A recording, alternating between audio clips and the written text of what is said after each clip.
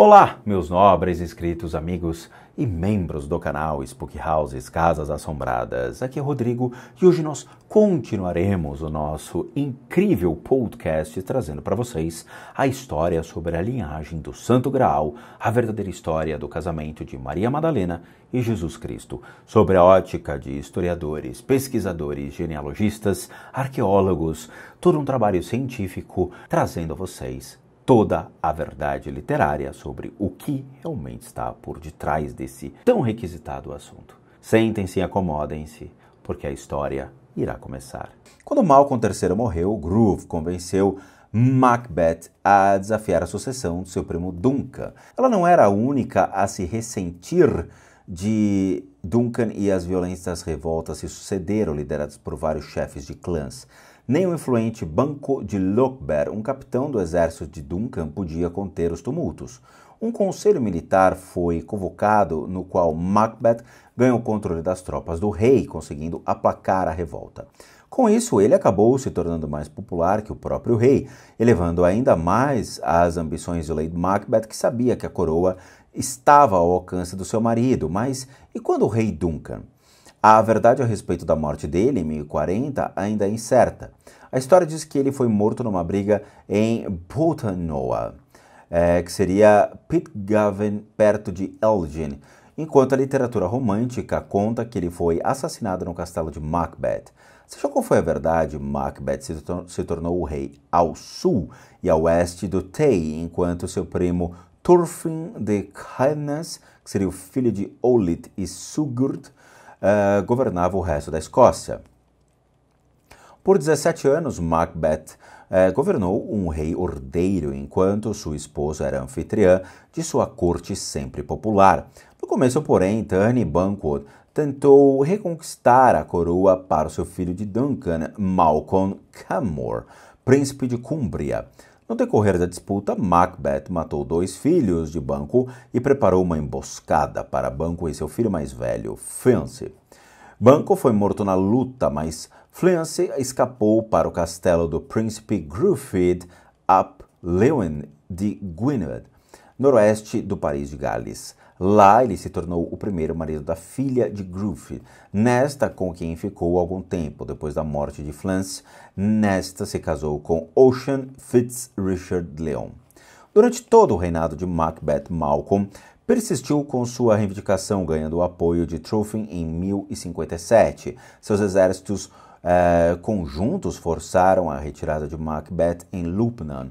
Reconhecendo a derrota absoluta, Lady Ruth Macbeth cometeu suicídio e pouco depois Macbeth foi morto. Thorfinn também morreu em batalha e sua esposa Ingeborg foi obrigada a desposar Malcolm Canmore.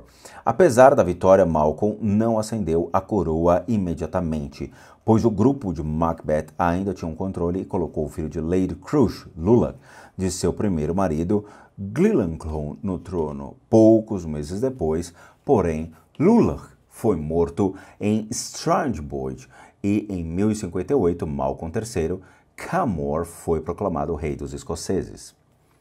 As histórias de Macbeth, Lady Macbeth e Banquo têm sido tratadas com muita parcimônia pelos historiadores, mas seu status lendário vive na popular peça de Shakespeare baseado em Chronicles of England, Scotland and Ireland, de Raphael Holinshed, que acabou morrendo em 1580.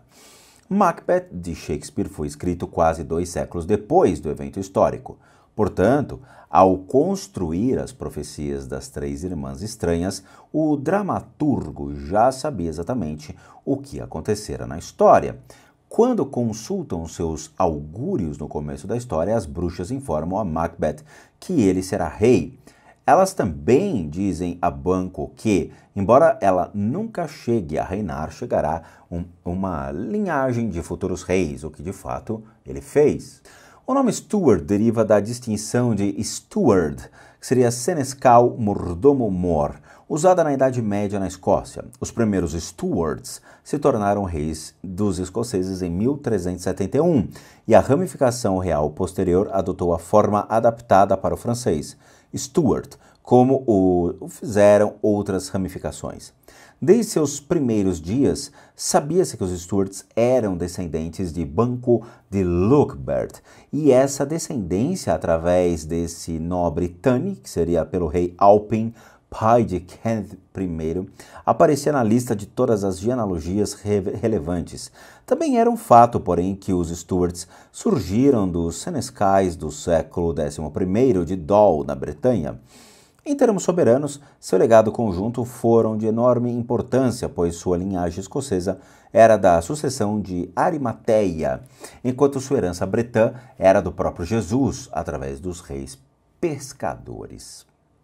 O precursor pré-escocês da linhagem bretã foi Alan, senescal de Dol e Dinan, um contemporâneo de Banco e Macbeth no segundo quarto do século XI. Os filhos de Alan eram Alan e Faud, Stuarts, herdeiros de Dol, e Hywalon, que seria o senhor de Dol. O filho mais velho, Alanus Siniscalus, foi comandante na primeira cruzada e aparece no cartulário de St. Florent como um benfeitor da abadia. Seu irmão Falaud, que seria Fledaldo, era o barão de St. Florent e se casou com Avelinil, que seria a filha de Arnulf, Sainer de Hesden de Flanders. O terceiro irmão, Lord Hywalon, tornou-se abade de St. Florent de Sarmur em 1082. Os registros da fidalguia citam Aveline como a esposa do filho de Flaud, Alan, mas esse dado está incorreto. Alan Flitz Falaud nasceu com o título de Hasdin, herdado de sua mãe, Aveline Ava. Ela é descrita no cartulário de São Jorge, que seria o Cartulary of St. George, Hasdin como sendo de uma idade que podia consentir que seu pai desse de presente propriedades inglesas para os priores em 1094. Quando Sainer Arnulf, irmão de conde Engerand de Hesdin, entrou para a cruzada em 1090, Aveline se tornou um assistente e herdeira na Inglaterra. Ela recebeu o título de Domina de Norton, que seria a senhora de Norton, e seu filho era Alan Fitzflaud de Hesdin, barão de Owestry, no reinado do Henry I. Alan casou-se com Adelisa, filha de Sheriff Wary de Suffolk, herdando, portanto, o mesmo posto. Ele também fundou o convento de Sporley, em Norfolk, como uma célula de St. Saumur.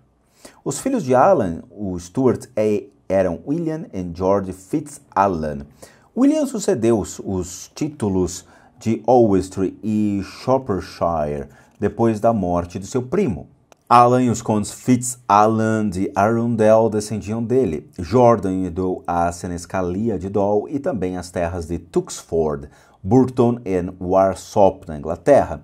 Alan também teve uma filha, Emma, que se casou com Walter Thane de Lochamber, o filho de Flansen, filho de Banco, e da princesa Nesta de Guinevere. O filho deles, Alan de Lochamber, casou-se com sua prima, Adelina de Owestry, filha de Alan Fitzflaud, e eles foram os pais de Walter Fitzalan, que foi morto em 1177, que se tornou o primeiro High Steward da Escócia. Bom, meus amigos do canal, espero que vocês tenham gostado deste incrível capítulo. Realmente, nós teremos uma saga histórica desvendando todo o passado e trazendo elucidações sobre todas as dúvidas que nós temos sobre o que realmente aconteceu em todo esse passado. Eu espero que vocês tenham gostado. Por favor, se inscrevam no canal, deixem seu like e compartilhem esse conhecimento para que muitas pessoas tenham acesso a tamanho aprendizado. E, como eu sempre digo a todos, bons sustos a todos nós.